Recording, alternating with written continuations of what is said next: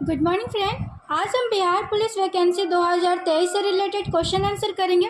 सिर्फ question answer ही नहीं करेंगे बल्कि इसके बारे में कुछ डिटेल्स भी जानेंगे ताकि कोई भी प्रश्न आए तो कहीं से भी छूटने की संभावना ना रहे।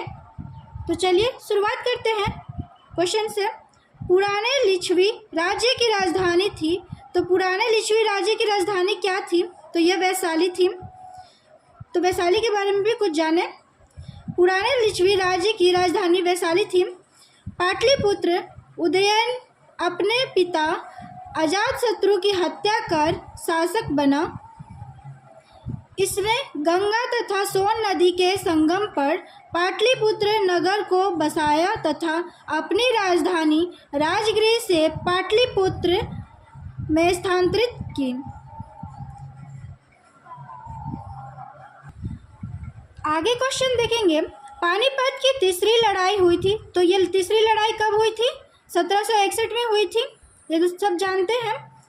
आगे देखिए, पानीपत की पहली लड़ाई 21 अप्रैल 1526 ईस्वी में बाबर एवं इब्राहिम लोदी के बीच हुई थी। किसके बीच में हुई थी प्रथम युद्ध? तो यह पानीपत का प्रथम युद्ध बाबर एवं इब्राहिम लोदी के बीच में हुई थी। इसमें इब्राहिम लोदी ही हारा।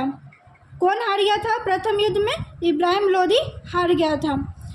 पानीपत की दूसरी लड़ाई, अब ये दूसरी लड़ाई कब हुई थी पानीपत की? तो 5 नवंबर 1556 ईस्वी में हुई थी। और किसके बीच में हुई थी?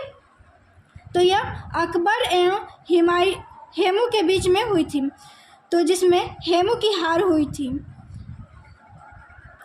अब ये तीसरी लड़ाई पानीपत की, तो बालाजी बाजीराव के समय में ही पानीपत की तृतीय युद्ध हुआ था। 14 जनवरी 1761 में हुआ था, जिसमें मराठाओं की हार हुई थी।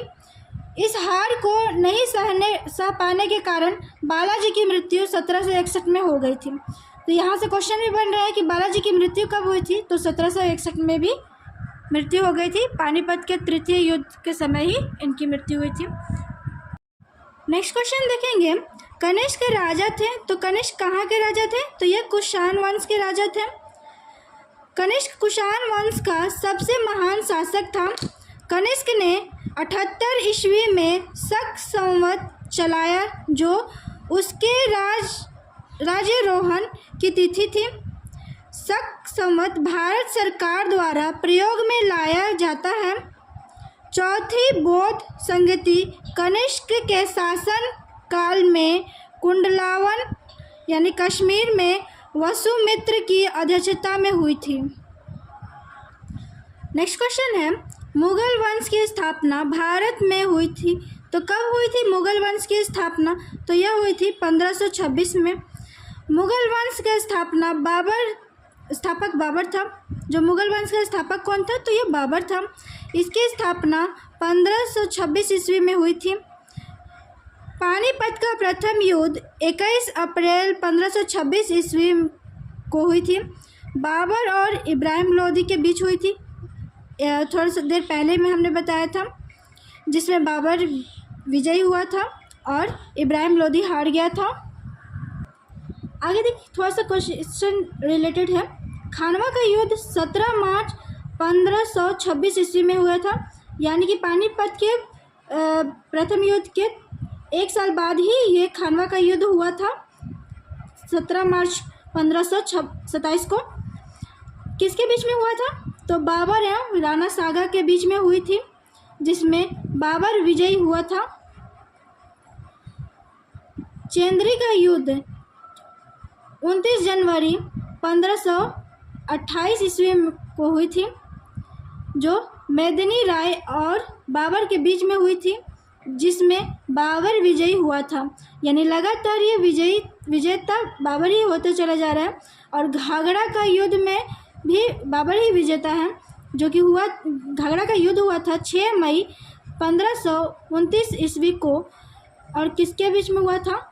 अफगानों एवं बाबर के बीच में हुआ था, और बाबर ही विजेता हुआ था इसमें भी। आगे क्वेश्चन देखेंगे। चंद्रगुप्त मौर्य के साम्राज्य की राजधानी थी, तो ये कौन सी राजधानी थी चंद्रगुप्त मौर्य की?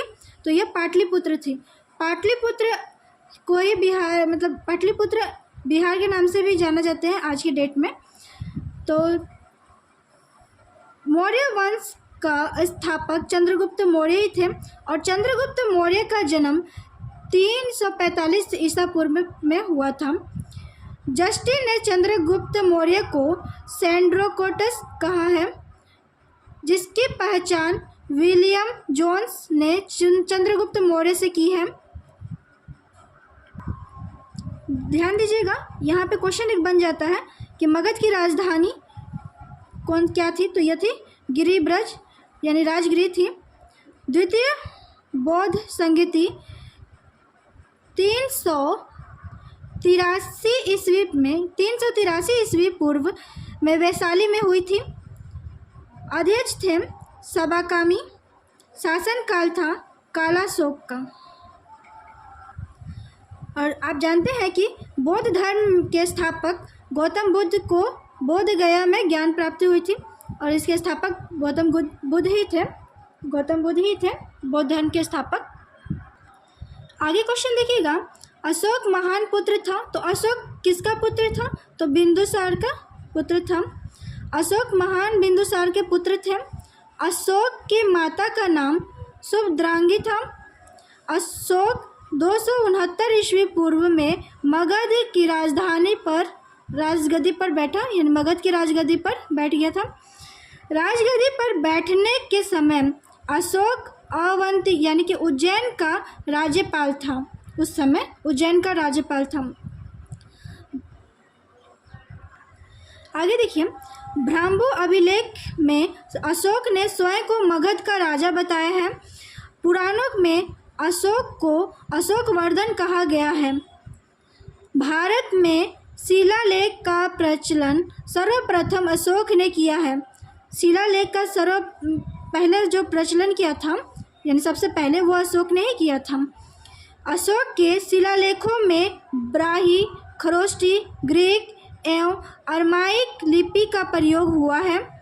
ब्राही लिपि बाएं से दाएं तथा खरोष्टी लिपि दाएं से बाएं लिखी जाती है। क्वेश्चन बन सकता है फ्रेंड यहाँ से, ब्राही लिपि कि कैसे लिखी जाती है, तो बाएं से दाएं और खरोष्टी लिपि दाएं से बाएं लिखी जाती है। अशोक के सर्वाधिक अभिलेख प्राकृतिक भाषा में हैं, तो सबसे ज़्यादा अशोक के अभिलेख किस में है, तो यह प्राकृतिक भाषा में है।